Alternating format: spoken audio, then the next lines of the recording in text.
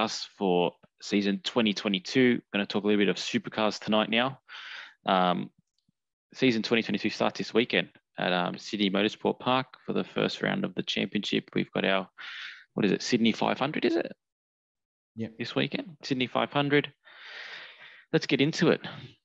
Joey, you've set the itinerary for this podcast and you've probably started with the most superficial of all topics, but you said, what do you think of the 2022 liveries?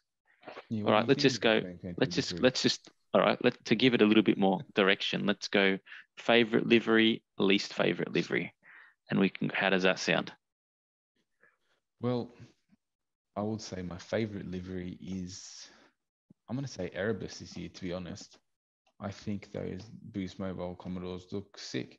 Even though they're not my team, I think that between them and Grove Racing, I think both those teams look on the money. And I mean, it does nothing for team performance, or maybe not even anything for team morale. But I just think in general, they're probably the two most beautiful, I would say. Followed closely by my favorite team, Walkinshaw. So which one? The NTI one or the Optus one? I would number one. I would lean to the NTI one, to be honest. Yeah, I think so too. I like the silver streak in it. But I think both of them from the front look mint. I have to give it to Percat purely because he wears a visor.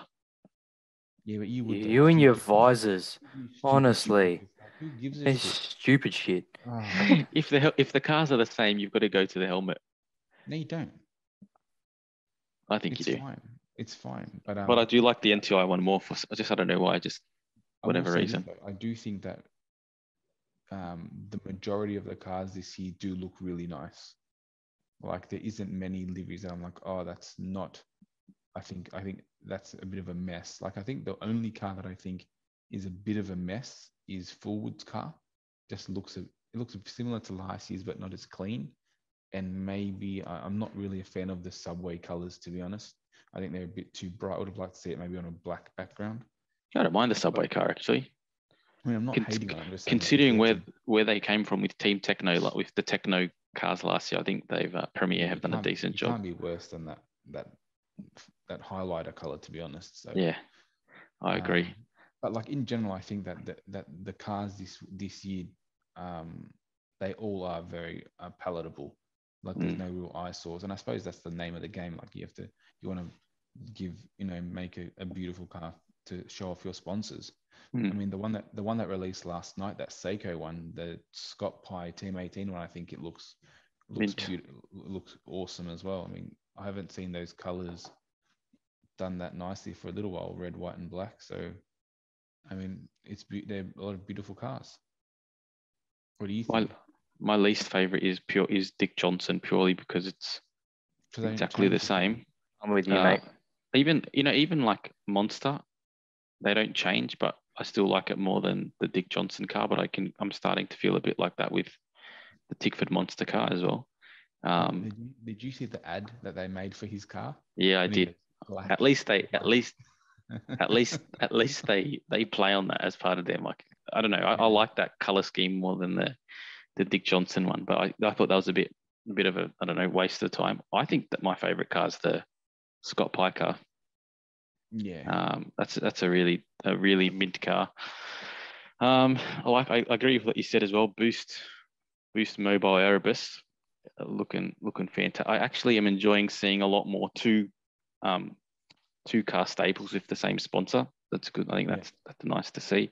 And even the new tradie colors, even though it's not, I wouldn't say Tickford have the best liveries this year, but I like the fact that it's going to be very similar in colors to the monster car. So at least there's some black, white, and green. So at least there's some level of symmetry between those two as well. But I don't know. And the other thing that I think is awesome, and they haven't changed it, but I think it's a beautiful car, is the Blanchard racing car. And I think that a little bit, didn't they? Oh, very slightly. There's some subtle changing, yeah. Very slightly, but that car's just epic anyway. So all good for them. But yeah, apart from that, there's not a whole lot of change. There's only one car left that we're waiting for the reveal of, I think, now, eh? Who's that? Macaulay? Oh, Courtney. Yeah, that's right. Courtney. We haven't seen anything of Courtney yet. What did Macaulay have? Oh, he's got those that black and yellow car, doesn't he? Yeah. for the first couple of rounds. Yeah. But apart from that, like it's actually for supercars because they always struggling for sponsorship. One second. We forgot to mention the Matt Stone racing cars, because those truck assist cars do. Oh They yes, look the business, man. They look yeah. the business. That's another 2-car livery stable now. Like that's what I'd like to see. I think for supercars, but the fact that you've got a lot of teams that haven't changed sponsors is a good thing, because it means that there's a lot of teams that haven't changed sponsors and a lot of teams that have gained 2-car sponsors. Yeah. So like Penrite's back on 2 cars, Truck Assist has 2 cars. Boost is 2 cars. Boost is 2 cars. Obviously Red Bull and Dick Johnson have 2 cars. The Walkinshaws are as close as you can get to identical. So it's like it's going to be very easy for teams for fans to identify which team, It's quite good on Quaaludes now, especially even say it again. It sounds like you're on Quaaludes because you went all slurry. So I was watching The Wolf of Wall Street. I was thinking of something while I was trying to say something else. No, it was just like that stability just dropped out for me. I think only Tickford and BJR now don't have the and then obviously the PremiAir racing as well. But even the PremiAir, their cars have got the same livery. They're just different colors. Like the design is exactly the same. They're very different colors. Yeah. Well, okay, I think that's enough of the superficials. Well, H hasn't even said anything, mate. Yeah, H. Yeah, shit, H. I put up all the pictures for you as well. The Optus Walkinshaw is probably my favorite. Chassis. I love that one. And looking at the Bryce Fullwood car, the middies one, you're a fan of that? I don't mind that either, to be honest with you. I really like that one. Yeah, it's really nice. I just think it is not as nice as last year's midi, so I'm probably biased to it. And I thoroughly dislike the Dick Johnson racing cars. They're just boring, and they're Fords. So that's my 2 cents worth. Don't make no enemies. Have you found? Have you committed to a team for season 2022, Harry? Yeah, Walkinshaw. Have you? Yeah. Well, my favorite car growing up was the Walkinshaw VL, so I just figured I'd just jump on that. And I used to be a HRT man, so. Fair enough. Yeah. Fair enough. That's not good for competition, but anyway. Why? Because Joey's Walkinshaw. Yeah, I don't know. Our family's got a thing that for whatever reason we don't cross-pollinate with any sporting teams really. Like we're always an independent entity for everything that we support. But that's all right. I'll tell you what, if Harry jumps onto the team this year, I'm happy for it. But if we decide to win something big like a championship, you'll be spewing. I'll be livid. Why? Because he's been waiting for bloody 15 years. I'm the lucky charm then. Yeah, fair enough. I suppose so. Boys, what do you think? What do you think are some of the biggest talking points going into the season? I mean, obviously we've had a bit of a shake-up with teams. We spoke about, well, we had a big talk last week with James Shibaris about, Red Bull Racing, and there's obviously been quite a bit of a shake-up there with, new management, same structures, but, new people leading those structures. What are your biggest takeaways from the off season really, and then you can even discuss silly season as well if you want to. I think one thing that and it's gonna be like this until proven otherwise. I just think this is the first year in probably a decade where Triple Eight haven't got the best driver lineup, and that's because they've got a rookie. But if you think about it, until that, they've also got the best driver, but.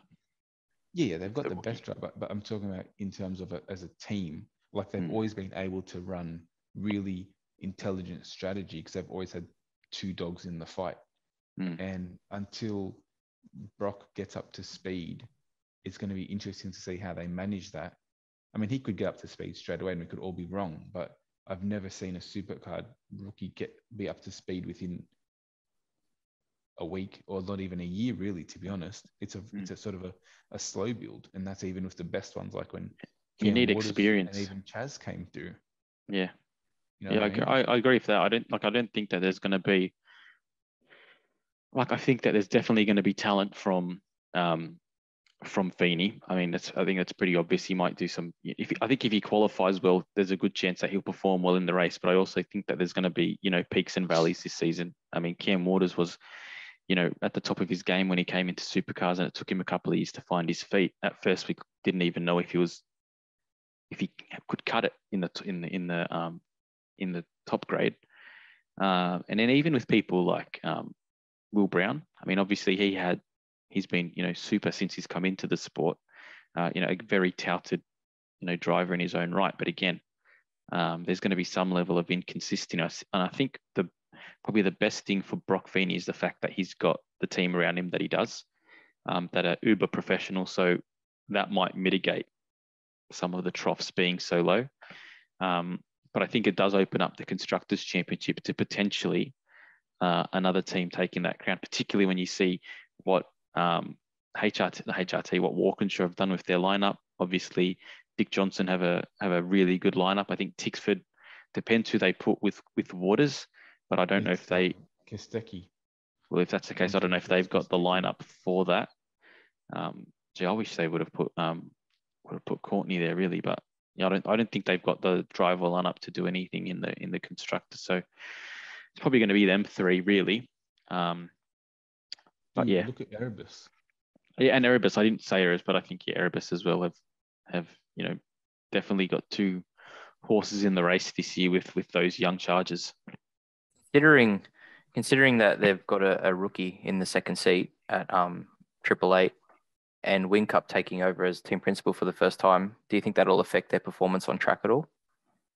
I don't think it's going to check overall performance, but it's going to be interesting in terms of just in terms of getting the car set up and leaning on each other's setups just because you have got a rookie. I mean, it's going to be much more beneficial for Brock than it is going to be for Shane Van Gisbergen, because he's going to have the best driver in the category to steal everything from. But in terms of when Shane needs a bit of a setup change or just to look over his shoulder, there's not going to be 8-time champion Whincup there. You know what I mean? Like, that's going to be a bit of a difference for a team like that. And I think they know that they're expecting that. I said this last week, and listen, it might be complete gibberish, but in the past, there have been instances where Triple Eight have, when Roland Dane wasn't there, underperformed. There have been mistakes that aren't normally there, etc. Now, they're an uber professional outfit, and I don't expect them to fall off a cliff. But with his movement away and not being at the track anymore, I think it's like anything. There's always you can be professional and be doing your job, but then if you've got someone, a boss, a leader looking over you, you're going to be that much more switched on. So I want to see if the dynamic, in the team changes at all. And also taking into consideration that there are changes to the team. Andrew Edwards has come in. They've lost quite a lot of talent over the last couple of years with Ludo, McPherson, Cauchy. So there's a lot of, of the brains trust of Triple Eight that isn't going to be in that team anymore. So how long it takes for them to figure everything out is also going to be, there's going to be some growing pains there. So, I just want to see how they put all of those elements. Listen, when I say growing pains, I don't mean that they're going to be languishing, in 15th place, but it might mean that it's going to be not as consistent. Yeah, Van Gisbergen might have a few off races, and that might just be based on him and his new engineer, figuring out the best course of action. It might be strategy things. It might be Whincup making a few mistakes in his role as well that kind of they have to learn from too. Like, I don't think it's going to be a seamless transition purely because they're Triple Eight. There's a lot of new people and a lot of new roles. There's a lot of new relationships. And I think that just, it's going to take time for them to generate, some, organic meshing, if that makes sense. There's going to be some clunky parts. Yeah, I can definitely see some of that happening, but I think in terms of when they've lost their talent over the last couple of years, they've never skipped a beat. Even though they've lost Ludo, then they lost Grant, they've lost Cauchy now. I mean, it's even with Whincup coming in, he's not going to have like a big impact on the race weekend. Like if they say lost Dutton, who's still there, and he really is like that focal point of the team on race weekend. But I do think there will be chances of what is interesting. You know what is interesting with what you've said there, but I do agree with it to some extent.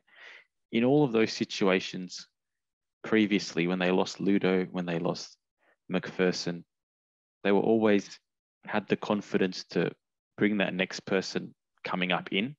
And they always had like, oh, this guy's ready to go. We'll plug him into that position. And they didn't really skip a beat. For the first time, they haven't, I don't know if it's not because they haven't felt comfortable with, them with who's, still in the development phase, but for the first time, they've outsourced someone.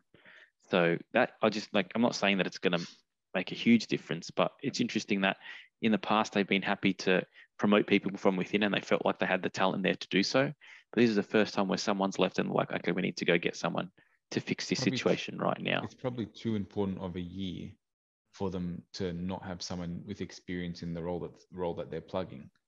I mean, you would still expect the team run as well as Triple Eight is run to still make sure that they're hiring the best people for the job.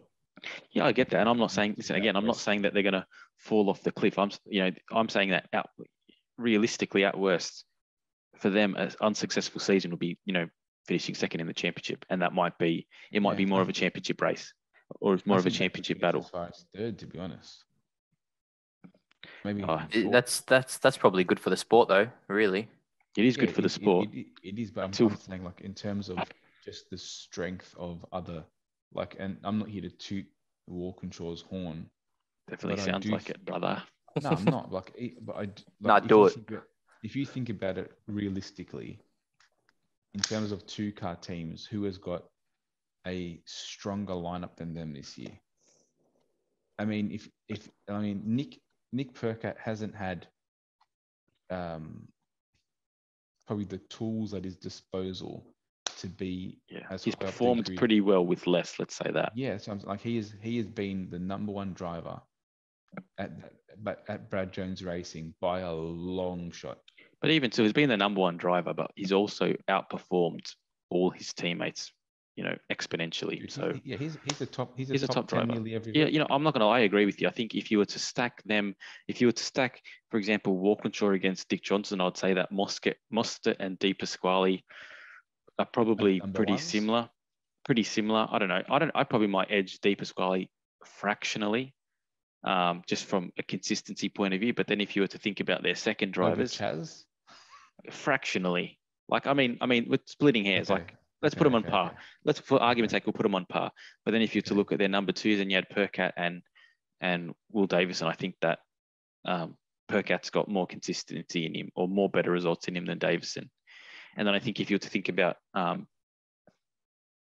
Red Bull Racing as well, you would put Van Gisbergen above Mostert, but they're still pretty close. But I think the distance between Feeney and Percat would be enough for them to definitely challenge for the drivers' championship. I'm looking at in terms of just team points. Yeah, that's what I mean. Yeah, I think they probably got the best pre-season lineup for if you were to predict who would get the most points in the season. I would agree with that. Okay, definitely. And I'm excited about that. I'm excited to see, because I've always liked Nick Percat. I'm excited to see him finally get the chance to be in one of those the big teams. And I think him moving to Walkinshaw is good because it coincides with them definitely moving in an upwards trajectory. They still have a few tracks that they struggle at, but I think also race out this week. I think also from their point of view, what they do get is someone who can help develop the car on the race weekend that they weren't getting with Forward. So I think that push Chaz. Yeah, exactly. So there's that obviously is what they need from Chaz as well. So I think it's only going to be good things. And if they are able to do something, or if they're able to act strong or perform strong this weekend at a track that they're not normally strong at, I think it bodes well for them for the whole season. One thing that's interesting is that Nick is actually very good at this track. That's true. He has always performed very well at Sydney Motorsport Park. so I'm interested to see how he fares. I'm not expecting much this weekend, to be honest, because he said as much that the car is very different from how Brad Jones sets up their car, but his talent is undeniable, and I'm just happy to see him in hopefully a seat now that, if fingers crossed Walkinshaw keep on their path, that he can actually challenge those top 4 positions week in, week out. Now, what are you thinking about in terms of Dick Johnson Racing this year? Because we definitely saw Anton get a lot better at the sort of the second half of last year than he did at the start of the season. Yeah, and he performed awesome at Sydney Motorsport Park last year. Yeah, he might blitz it again this year. I think this weekend. I think he's gonna go up again another level. I don't know if there's that much. I think for him, I think we're seeing kind of his peak, but there's still a lot of troughs in between. Because when he's on song, he's fantastic, but then there's a lot of mistakes. There's a lot of, I mean, he had a bit of bad luck last year as well, but then even some of his starts weren't so good over the course of the season. But I think we're just going to see a more consistent Di Pasquale, which is good. I think the team is definitely, like uber professional as well. So for him, that kind of works with him having a really strong season. But I think just Davison, I don't think he's going to be an issue, but he's obviously going to be the weak link in relation to them pushing for a championship. He was very good last year, though. He was, but then he's also very good last year. I think he's really good when the car's good, but he doesn't. Because obviously his age as well. He doesn't have the same when the car isn't in its maximum performance window. He doesn't have the same output from it that a younger driver might have. But I think one thing that he's a good balance. He'll always bring the car home, pretty much. Yeah. Like he's going to bring home whatever points are available to him, which is important for a championship push. Yeah, I agree. And I think that's probably one place where the Erebus boys will probably struggle this year. Not struggle, but it's probably going to be the place of most concern, is just to eradicate the silly bugger kind of things, like the things that you can control. Silly buggers. Because I think they really have a good chance of moving up the grid again, because I did not expect what we saw from them last year as a group of rookies. In their defense, they were rookies last year, and there was a level of freedom that they probably had. I mean, there wasn't much expected from them, really. I mean, people thought that Erebus were going to fall off the face of the earth after losing Reynolds and Di Pasquale, and they brought these 2 young guns in, and they were phenomenal. And there was a level of freedom that they had to perform, and kind of just throw caution to the wind. And I think sometimes it worked in their benefit. Sometimes, particularly with Kostecki, he made some mistakes. If they're able now, with that year's worth of experience, that year's worth of knowledge bank that they have, if they're particularly Kostecki, if he's able to just rein it in a little bit, just to become a little bit less erratic, well, I think that team is going to do really well, because they definitely have the speed. If they're able to get on top of, developing a more consistent car for all tracks, that team, they're going to be up there. They're really going to surprise some people this year, I think. I think one thing as well that in hindsight we think of it, when Brown came in last year, he was a rookie, but he had so much actual supercars experience just from his 2 years of co-driver roles, that even though it's not the main game in terms of like every week, he still probably was at a level much higher than how Brock Feeney's coming in. He's much more on the same level as how you see Randall coming in this year. Like they've sort of had that same kind of path. So that's going to be interesting to see what Randall can do, which is probably a good way to segment into the next question. Before you go into Tickford, Harry, what's your rookie question? This might be interesting. Just from someone who's come back to supercars, but I kind of want to know, what impact do you think this season, like going to Gen 3 next year, is going to have on this season? Do you know what I mean? Like, is that going to impact what happens this year?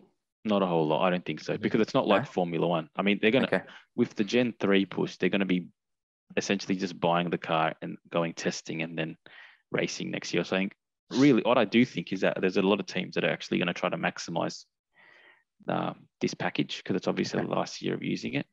Yep. And then, we'll see what happens. But that's what I think personally. I don't think it's going to change a whole lot. Yep. I think one thing that's going to be interesting is that this year, we're probably going to see cars that were good at certain tracks be the faster cars when they get there on Friday. And it's going to be interesting to see if like, so we're talking about Sydney Motorsport Park this week.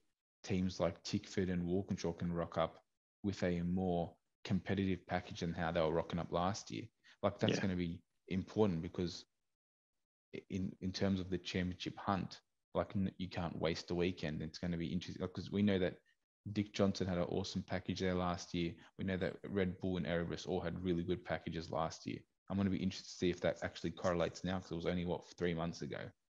So even though it's a different season, like a lot of these things are going to carry on from last year, I feel, especially where the driver lineups haven't changed. I wouldn't say that I'm super confident in Tickford fixing their woes by the time they come racing this weekend at Sydney Motorsport Park, if I'm being frank. Why's that? I don't know. I just don't think there's been enough time. Like obviously they can go back and they can kind of analyze the situation. But apart from the rain last year, they weren't really anywhere. I'd like to see them develop a little bit more. I think they might be able to take something from their relationship with Blanchard Racing, in relation to setup. But apart from that, I don't know. The other thing with Tickford is, Blanchard running different engines now? Yeah, he is now. I don't know if they could have got something last year, if there was any kind of collusion that was going on there last year, but I don't know. The thing for Tickford that's going to be really interesting this year is that, I don't know, I think Courtney's kind of on his last legs, and he's kind of, I don't think he's got it in him anymore to kind of push at the front regularly. They've got Randall, who's really young, relatively inexperienced, but I think he's definitely got the talent to push up there. He's probably a year away from that still, but I think it's interesting to see what happens with their driver lineups. I'd probably personally be more, as a Tickford fan, I'd probably want to see Waters and Randall lining up together as a garage for the Constructors' Championship, as opposed to Kostecki and Waters.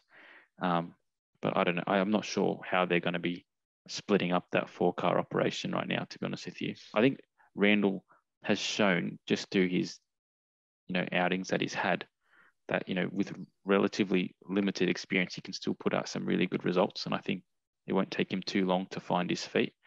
Kostecki, even though he has had experience, albeit in a pretty underperforming team, I just don't know if he's got the maturity yet. So there's a bit of interest there. For me personally. There won't be any pressure, but I think there's always going to be pressure because he's all of a sudden driving for a team that has expectations. And he's going to have to perform, and he's also going to be coming up against 2 other young drivers that will perform. And if he doesn't, then he's going to get caught out. So I think there is definitely, you can say there's no pressure. There is definitely pressure on him to perform this year. I suppose if the likes of Zach Best coming through as well, who, if he has a probably good year in Super 2, might be pushing for a seat next year as well.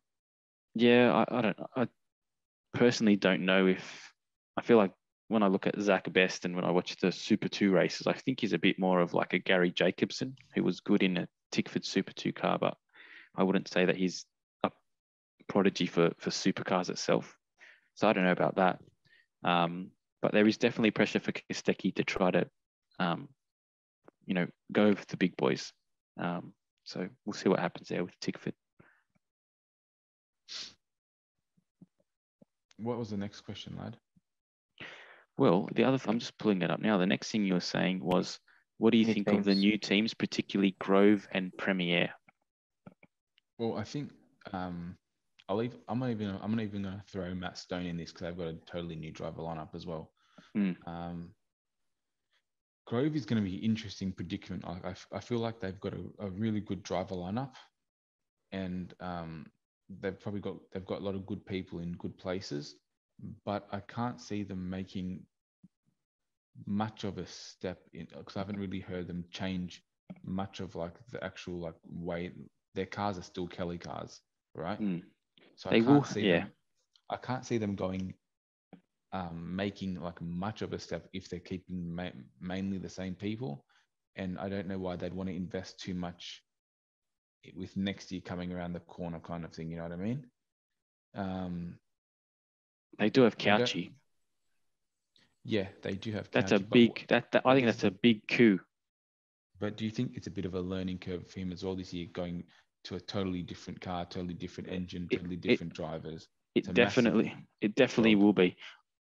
I don't think though that let me say it like this. I think that Kelly Racing obviously had some struggles last year. I don't think it was definitely not the only Ford team that did have struggles. But I think the fact that you saw Grove with Kelly Racing all of last year, and when I say Grove, I mean like the Grove component of Grove Racing. I think the fact that you saw them with the team all of last year means that the transition should be pretty seamless, particularly if they've got a lot of the same staff. I mean, that obviously makes one less thing to, and I think the biggest thing for Kelly Racing is their driver lineup, and I think that's really their biggest asset. So I don't expect them to be challenging for the championship, but I think that they're definitely a team that you would straight away put at the level of, Erebus and Team 18 and Brad Jones Racing, that are all going for that second like the second tier, top of the second tier.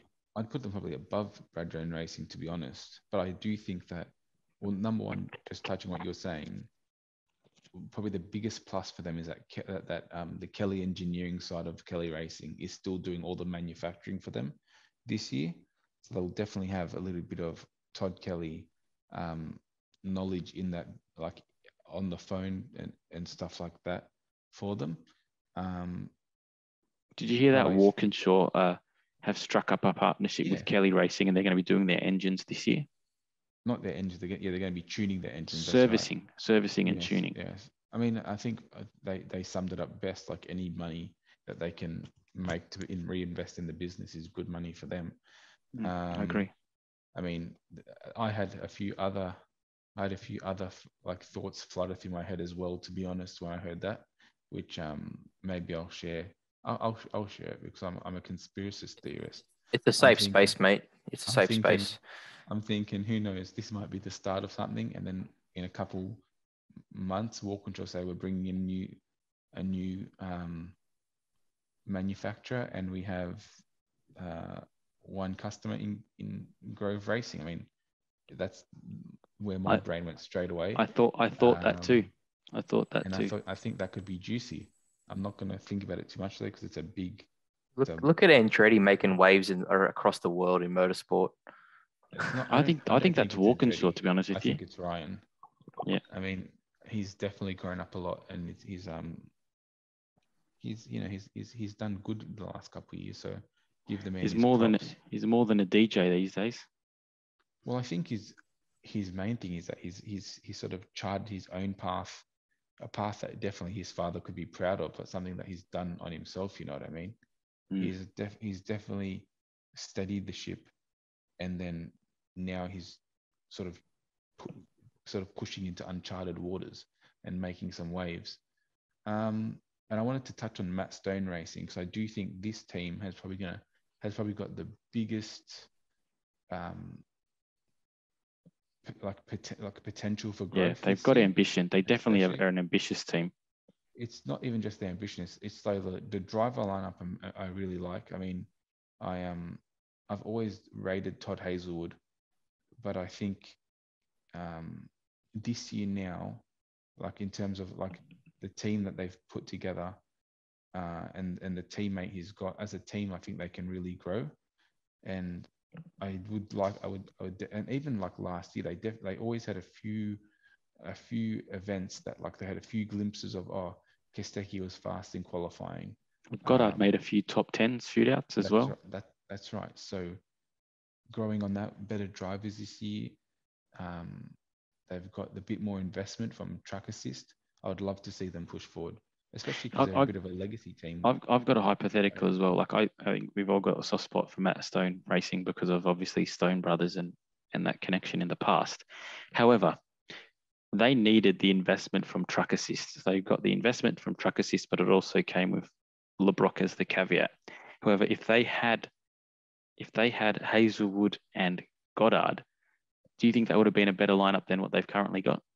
Can I tell you one thing that I'm banking on this here with them is that both their drivers have, when they came into the category, were both like touted. Yeah, they were both expected to do so much better than what they've done, and that's probably a bit harsh to say, but neither of them have they both underperformed. Yeah, and I think when Hazelwood came in with Matt Stone Racing that year, he probably should have underperformed because they were definitely not the team that they are now. But in general, just the results that he got at Brad Jones was he was close to Nick Perker on not enough situations. Like there was always times when he looked good, but not enough to sort of warrant keeping his seat, really. That's right. So I'm banking that these two, and even the same with LeBrock, like he had a few good results at Tickford, and he got that race win off a bit of smart tire play, but he never reached the heights that he was touted to reach. So hopefully they can all do it together, because there's definitely one thing that they've got is experience. They've got experience. They've got nowhere to hide now. This is probably, I could see this as both their last chance in Supercars if they don't make it work. Yeah, I tend to agree with that. I think the interesting thing for Hazelwood is I don't think he's a bad driver, but I don't think he's good enough for someone to keep him if he's not bringing in money. So he's kind of not bringing in money. No, that's what I mean. That's why he wasn't obviously. I think he was, for example, I think he was better. He was the second best driver at Brad Jones Racing, but the fact that he didn't bring any money in made it easier for them to say, well, you're not giving us enough to, like, for example, Percat obviously wasn't bringing money in, but he was bringing, really good exposure, really good performances. And I don't think you could have said the same for Hazelwood. You're saying if Fullwood's going to be 2 positions behind you, but bring in some money, we'll just take that. I do. That's what I think. They were close enough. They were in the same pack essentially, that you might as well take the guy that's gonna bring a bit of coin in as well. Well, let's finish on this. Let's have a few predictions for not the season, but just for the first round. So what do we think? Winner and biggest surprise for the first race meet. Overall winner. I'm going to say overall winner is going to be Shane Van Gisbergen. I think biggest surprise is going to be that. I haven't thought of this one now. Can you give me I'll give you a minute. Give us your winners while I'm. Yeah, you go first, mate. Okay. I think my overall winner is going to be Anton De Pasquale. But I think, and I don't know if this is a surprise anymore, but I guess if he does it again, it would be still unexpected. I think Will Brown could get another win in one of the races. Yeah, because he was that dominant last year as well. Just overall, like he was very consistent. Is that a surprise? It's not, but there's enough cars for it to be. It's still a decent. It still wouldn't be expected, yeah. Yeah, I mean, one thing that's interesting is that we're probably going to have some rain again. That is true. That's good for Tickford. That's actually good for Tickford. I didn't think about that. They're not fast enough. Look, going off last year's performance, I'd say De Pasquale might have a good weekend. Yeah. I'm gonna also. But other than that, come on, Walkinshaw. Yeah, I'm gonna say for my surprise that I think that the Percat will outscore Chaz. Oh, I like that. Can I give you one more? If it's wet? Yeah. Because it's wet, I'm going to say purely hypothetical, like just a hunch, not even a hunch, just a shot in the dark. PremiAir Racing score a top 15, which would be big for them. Yeah. Their first ever. First race in the wet, top 15. Yeah, okay. Top 15. Why don't you say top 10? No, I don't think top 10. Oh, let's go top 10. Why not? What the hell? Put it up on the socials. Let's go. Tag him in it. H. Let's see if we get any bites back from him. But that's Yeah, we'll do. You know what the reality is. Regardless of these hypotheticals, regardless of the situations, we've got a new season of Supercars right around the corner. We can't wait for it. Get on KO, get on Fox, whatever you got to do. Sit down this weekend, enjoy some epic racing, and it's awesome to have Supercars back, and it's also awesome to have them back at the start of the season, as opposed to having to wait 5 bloody months for them to kick off. So I can't wait. As someone who hasn't watched it for the last few years and got on board at the end of last year, this is the most I've been looking forward to a Supercar season in probably over 10 years. So I'm really keen this year. I can't wait for us to have our next pod after it. I think we're going to have so much juicy stuff to dissect by the end of the weekend. Yeah, juicy. I love it. We're going to have some rhubarb conversations. Do you believe that from the deepest recesses of your soul? I think that's a good place to end it, boys. I do. Well, the juicy Supercar. No, I don't think you should. And I think we'll leave the juicy Supercars podcast there. I think our off season's pretty much done now. We've got some racing to start talking about. So, boys, thanks for the last few episodes. Thanks for our season of off season. But there's nothing better to talk about than real things, some real racing, as opposed to hypotheticals. Michael just messaging me asking if we're going to start the pod. Too late. He's missed it. At 10:16. I'm jumping off, boys. I've got to go to the bathroom. So, lovely. Man, great night. Thanks for some good chats tonight. And again, thanks for listening, everybody that's listening. Please stay in tune with the socials. Keep spreading the word. And 2022 looks to be a bigger and better year than 2021. So have a great night, gents. Thanks.